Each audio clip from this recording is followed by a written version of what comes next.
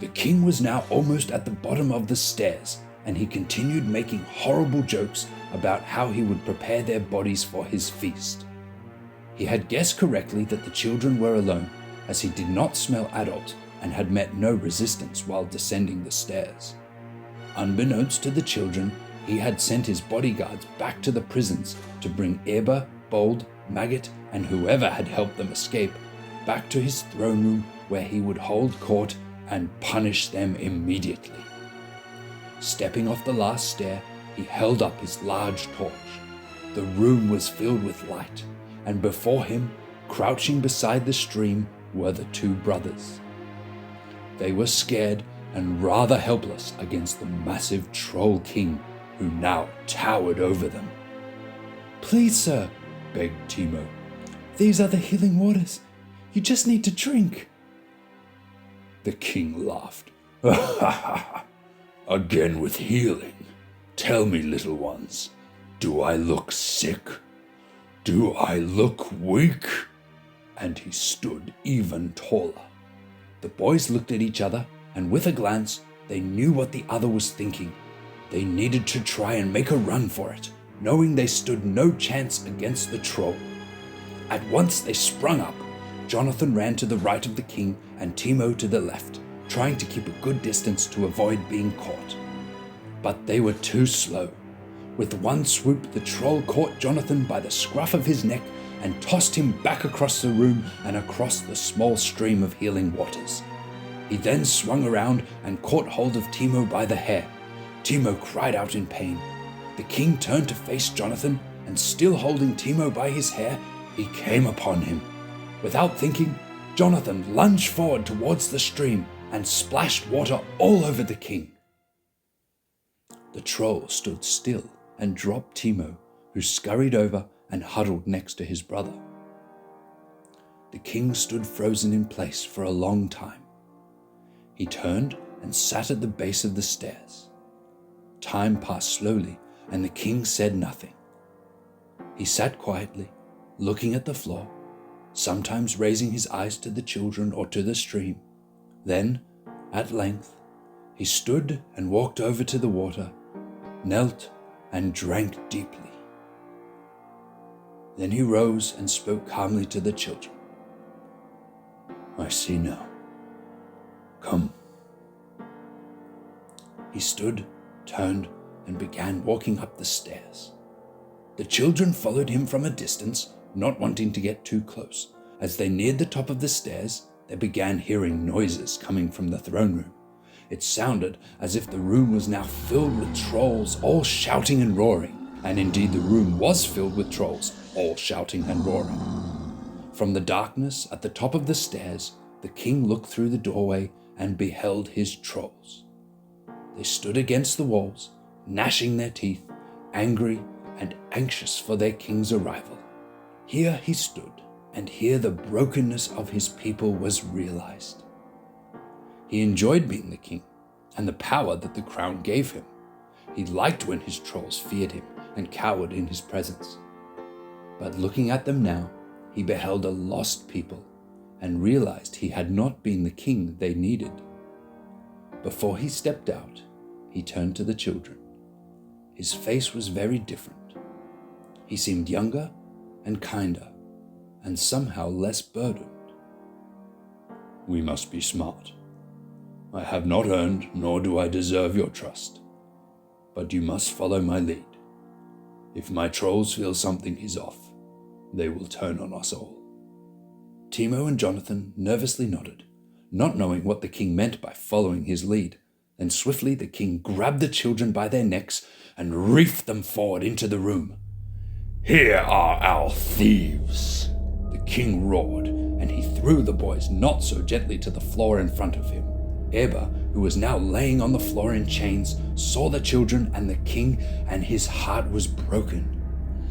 "Bind them," yelled the king, "and put them with the others." Large trolls stepped forward and bound the brothers. They sat them next to Eber, Bold, and Nothing, who now also lay chained on the floor. The captives looked on helplessly as the king rose and sat on his throne. "Here before us are 3 enemies of the trolls, and 3 traitors." There was a roar from the crowd. "Tell me, my brothers, what do we do to enemies and traitors?" "Kill them! Death! Away with them!" The crowd of trolls was in a frenzy and hungry for punishment. "They say the trolls need healing," the king continued, and the trolls laughed and jeered. "Do we look ill, my brothers? Do we look sick?" As he said this, the children noticed that his voice quavered, and for a moment he seemed to lose his strength. He shook himself. "I say they are the ones who need healing, and what better healing from life than death?" The crowd roared. The king raised his hand and there was silence, and he spoke clearly. "For the crimes of thievery, trespassing, escaping capture, attacking the king, and betrayal." He stopped and looked at the prisoners.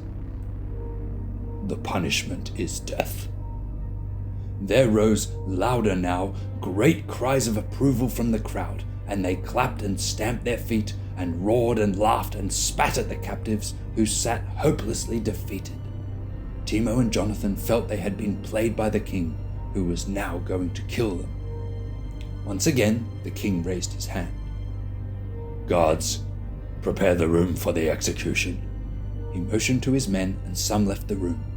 "But before our execution, I propose a toast to celebrate our victory over the fairy slime." The trolls cheered. They needed no encouragement to drink. They all took large wooden mugs from the tables and stood around the room. The king then walked around and poured into each glass some clear fluid from a water skin. Timo and Jonathan glanced at each other, then to their uncle. Once the king had filled each mug, he walked back to his throne, and standing before it, he raised his vessel.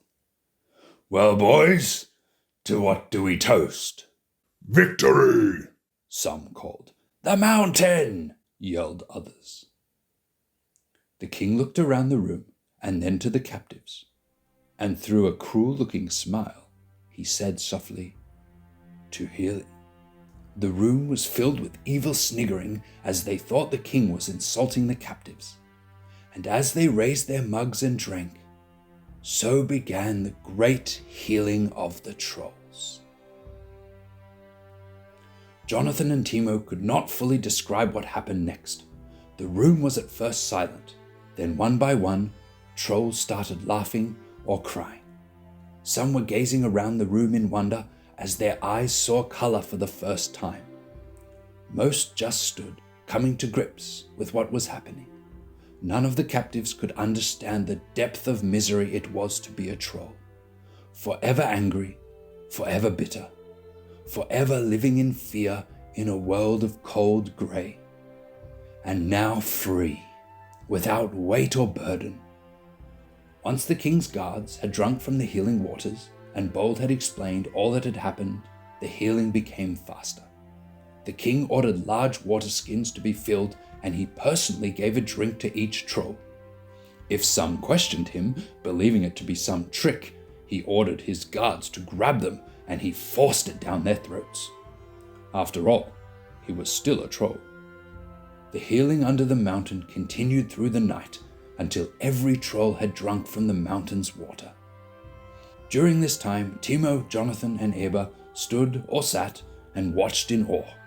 Eventually, they were led by Nothing to some comfortable fairy rooms the trolls had not yet dirtied. "You may sleep here tonight," said Nothing. "and don't worry, no one will eat you while you sleep." He laughed as he left the room, and although Eber and the children were not quite as pleased by his humor, they were exhausted and fell asleep quickly.